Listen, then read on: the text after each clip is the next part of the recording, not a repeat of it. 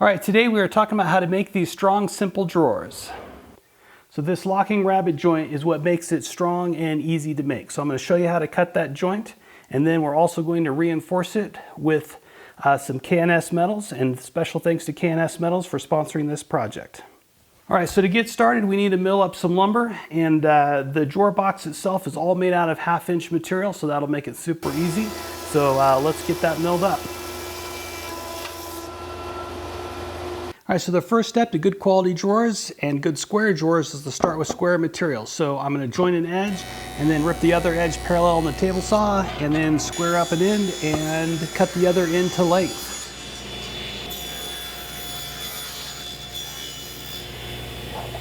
All right, I set up a stop block so that way I can cut the front and backs at the exact same time at the exact same length. That will help ensure that the box will be square. So now we need to figure out how long our drawer sides are going to be, and that is going to be determined by what type of mechanism we use to open and close the drawer. If you're using a hardwood rail, hardwood runner type drawer system, you can make it as deep as the cabinet is. Or if you're using an undermount drawer glide system, you need to size the drawer sides to accept that undermount system. So we're using a Bloom undermount drawer glide, so that's what we're going to use to size our drawers. This gets screwed to the back of the drawer front. Then we have these guys. This is the actual slide itself, and this little pin gets stuck into the back of the drawer. A little hole gets drilled in the back of the drawer. Then this guy clips on here like this. To set up your drawer sides, we need to measure from here to the back of this piece where the pin is at. So when we measure that, it measures 20.5 inches, not 21 inches. And that's because they're assuming you have at least 1/2 inch of thickness drawer front. And since I'm going to do a dado type drawer construction, I am going to cut my drawer size right at 21 inches. All right, so for our locking rabbet joint, we first need to cut a dado in the sides of our drawers. So I'm going to cut my dado a 1/8 inch deep, not a 1/4 inch deep. You can cut yours a 1/4 inch deep, that's totally fine, and it should work out nice and strong for you. And it also makes setup easier if you cut it a 1/4 inch deep because your material thickness is 1/2 inch. So a 1/4 inch is a halfway down, so when you go to cut your opposing rabbet joint, it'll be an easier setup. You won't have to change the depth of the blade. But I like to cut mine at an 1/8 inch deep just because I think it's a little bit stronger. This right here is in grain, and this little nub gets a little bit fragile. So the deeper you go, the more fragile this nub gets. So if you look at this other end, it's easy to break off a piece of that joint. So a shallower joint will help prevent this from happening. So I'm going to set up for an 1/8 of an inch cut. All right, so I've set up a 1/4 inch dado blade here, and I am going to set the blade an 1/8 of an inch high to give us a nice shallow dado. It just needs to be just enough to catch. So now I'm using my setup block here to set up a 1/4 inch spacing away from the blade. All right, so I have a 1/4 inch dado blade, a 1/4 inch spacing, and it's an 1/8 of an inch high. All right, and I'm going to cut a dado in my side pieces first.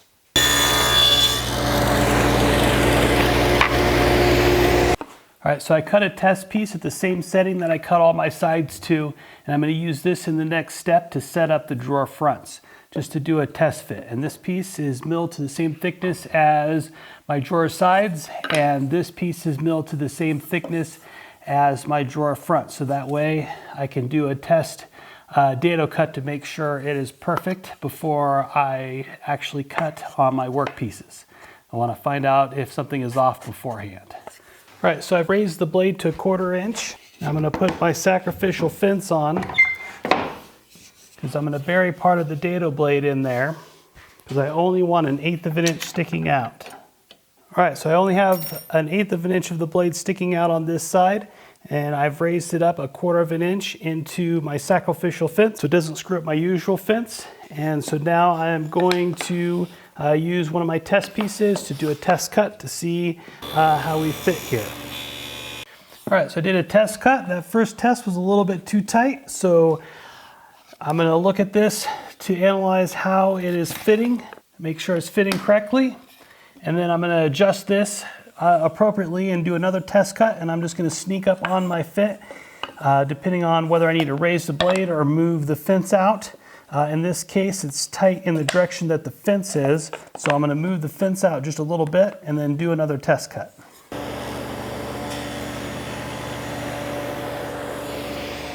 All right, so it looks really good that time, so I'm going to go ahead and cut all the rest of my drawer fronts and backs at this setting.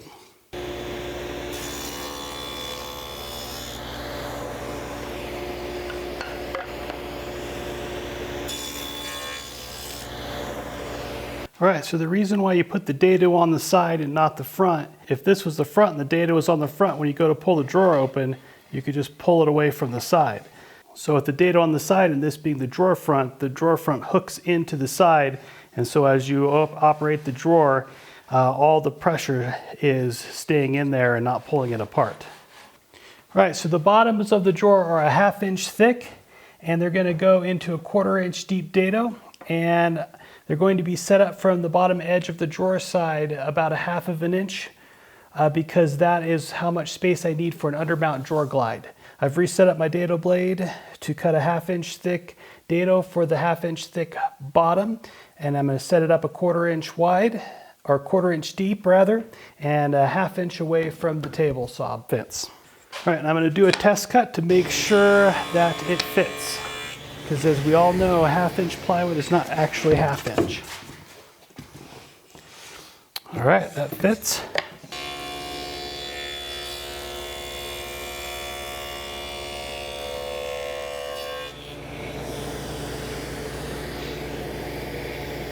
All right, so you may have noticed I had all the parts stacked up to the right of the table saw. I had them stacked up in the orientation that they were going to be cut in. So I could just pick it up and put it on the saw and cut it and not have to worry about screwing it up or cutting the dado on the wrong side. So one thing you want to notice is on the side pieces, the dado for the bottom is on the same side as the dado for the front pieces to lock into. And then on the front and back pieces, the dado for the bottom is on the opposite side of the rabbet that goes into the side pieces. So just good to pay attention as you're going. So I just stacked them up to the right of the fence so that way I could just pick it up, set it on the table and push it through.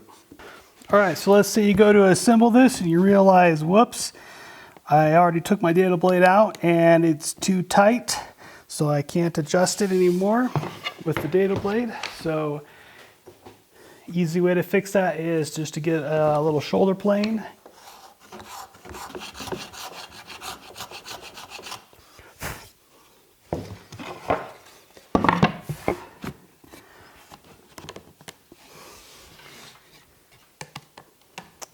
There we go, just snuck up on that fit. Okay, so now we have our drawer boxes, and I've just dry fit this. There's no glue because we need to first cut our bottoms to fit.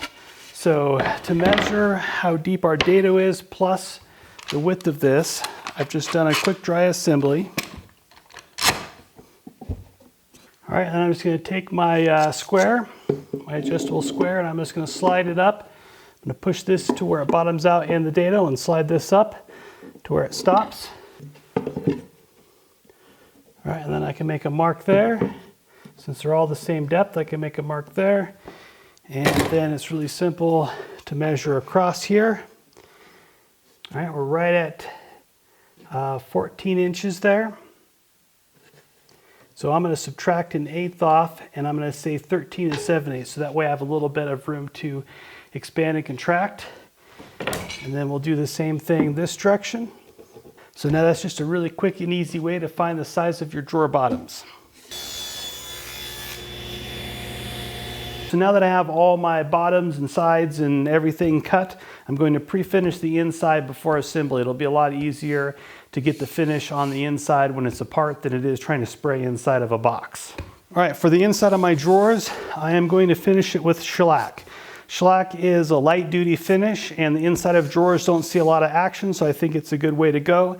And also, if you were to finish the inside of your drawers with like a polyurethane, it would stink forever. Polyurethane and lacquers and things, they off-gas for a real long time, to whereas shellac doesn't have a real strong odor.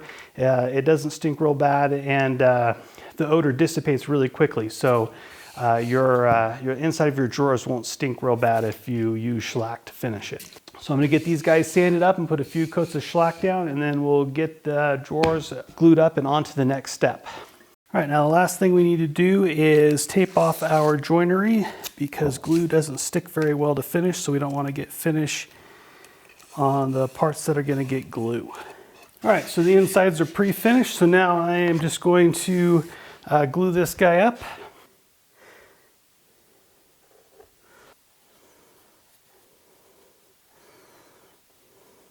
All right, since there's a fair amount of end grain here, I'm putting glue on both surfaces.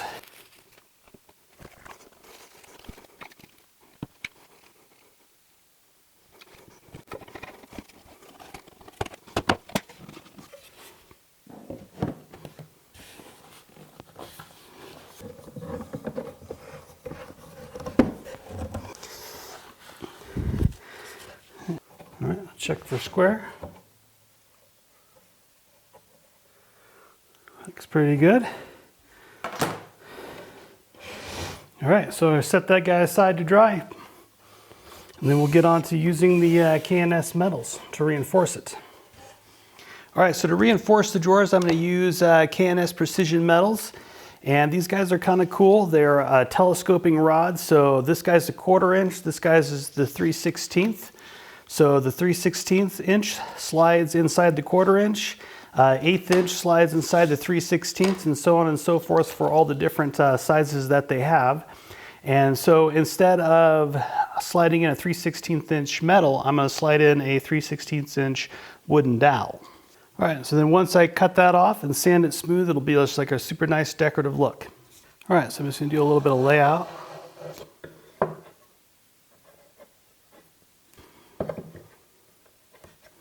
All right, so for the smaller drawers, I'm going to use the 3/16 brass rod with the 1/8 inch dowel.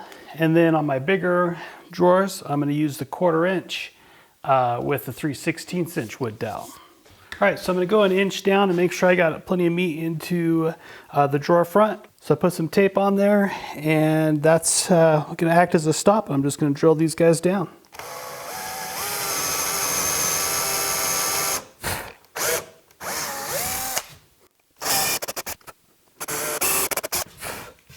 All right, so I used some 100 grit sandpaper and I scuff sanded each tube to give it some bite. And before I install it into the drawer, I'm going to install the walnut dowel on the inside.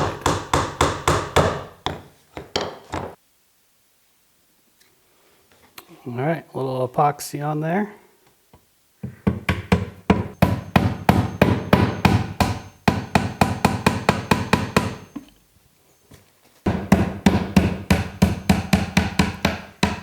I'm going to leave it a little proud so I have room to sand it flush. It'll look cool.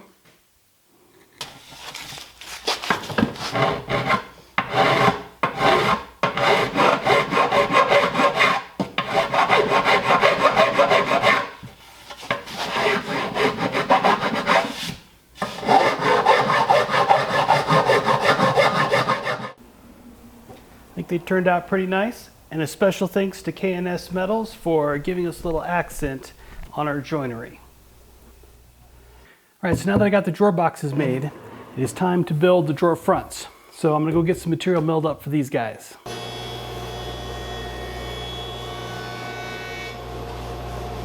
All right, so I milled and squared up my lumber and ripped it to its final width.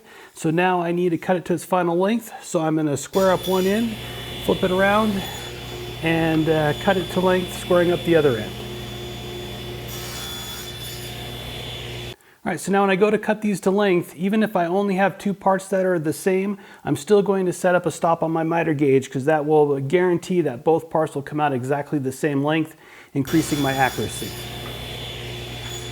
All right, so I cut my rails to length, but before I move my stop, I am going to cut the drawer front. Now the drawer panel's already been cut to the right width, so I'm just going to square this end off and then flip it over, butt it up against the stop, and cut this side square. So that way everything will be exactly dialed in the same length.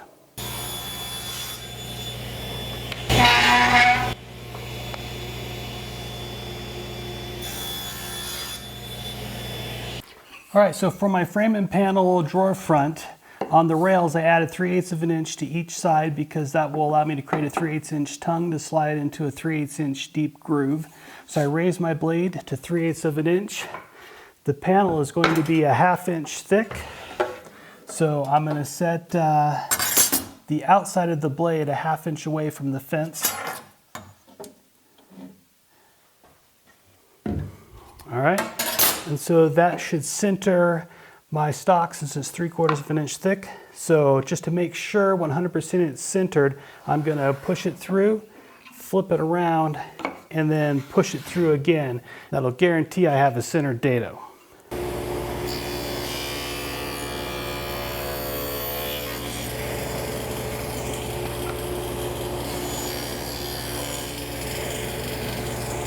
All right, so I saved a couple pieces of scrap just so I could do a couple of test cuts to dial in the thickness of my tongue here.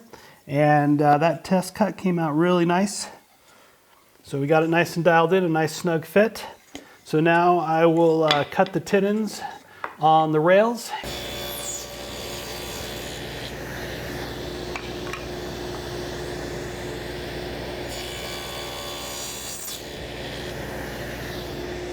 All right, so I'm going to use the same setup to cut my panels and just basically cut a rabbet around the underside of each one so that they'll slide in the groove for the frame and panel drawer fronts. And I'm going to pick my best side facing up and cut the rabbet on the ugly side.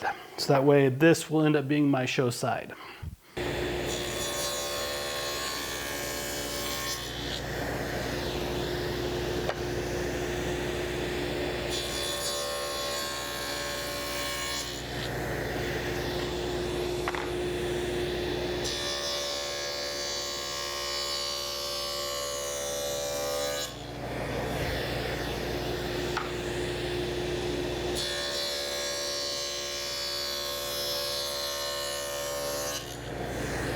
All right, so let's do a test fit here, see how we did.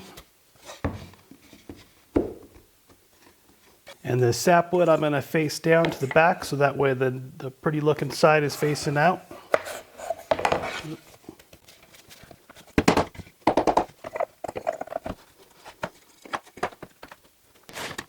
Check for square. All right, everything's nice and square. This panel's nice and flush all the way around.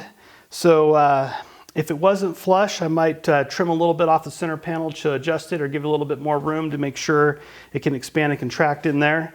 And then speaking of expanding and contracting, if it does shrink a little bit, I don't want unfinished wood to be showing around the edges. So I'm going to take this apart and I'm going to pre-finish this first panel with at least one coat. That way if it does shrink, it won't be super noticeable with unfinished wood there. So let's take it apart and get it into the finishing room and finish all these panels. All right, so I have this guy pre-finished, and so now I'm just going to assemble them.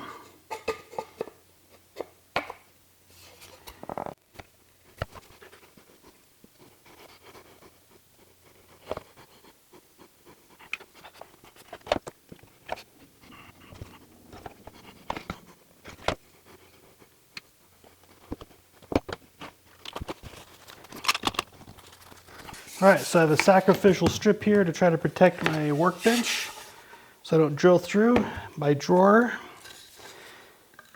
All right, and so then I cut this template so I can really quickly locate my holes on each drawer. Now each drawer is a different size, so I'll just trim this off to fit centered in this as I go and quickly locate the holes that way. And I did a test fit to make sure that they matched up here, so that way I guarantee that every time it will fit perfectly each time.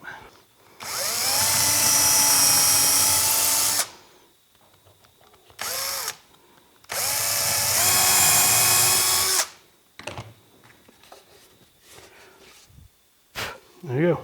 No tear out on the back.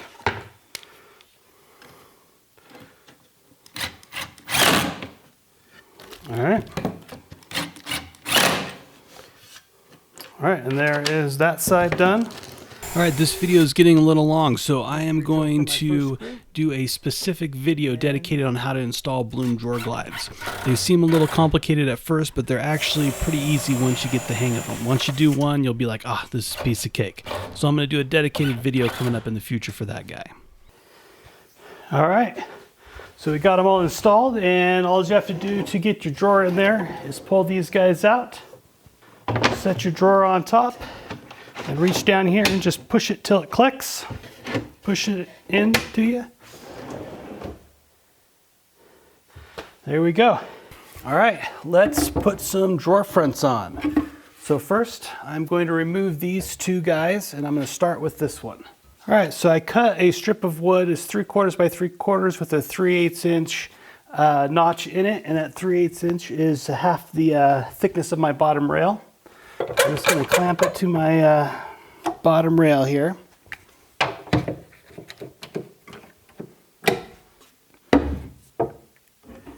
All right, so I'm going to put a couple little dabs of glue on here.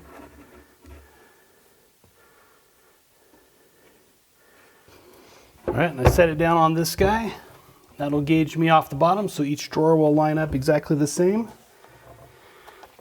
I have this guy set, so it will center the drawer. It's the reveal amount on both sides, which will be the exact same.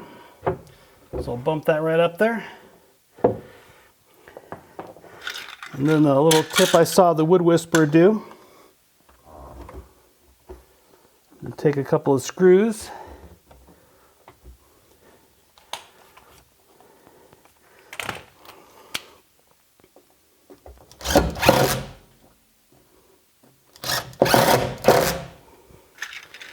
All right, let's pop this guy open.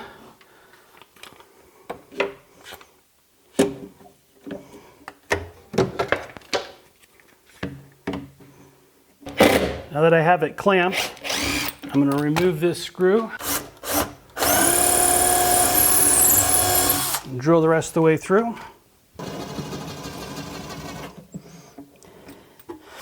One side is in. We'll remove this screw.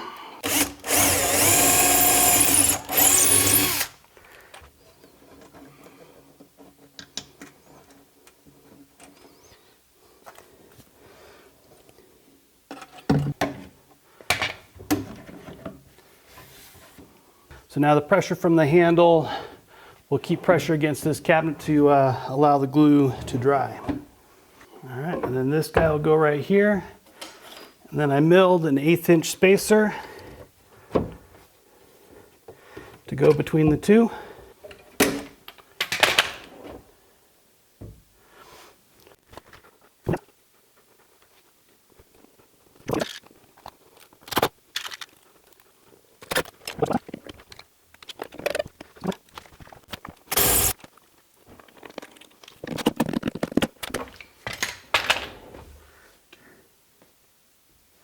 All right, there we go, our strong, easy to build drawers. I think they turned out pretty nice, and a special thanks to K&S Metals for giving us a little accent on our joinery.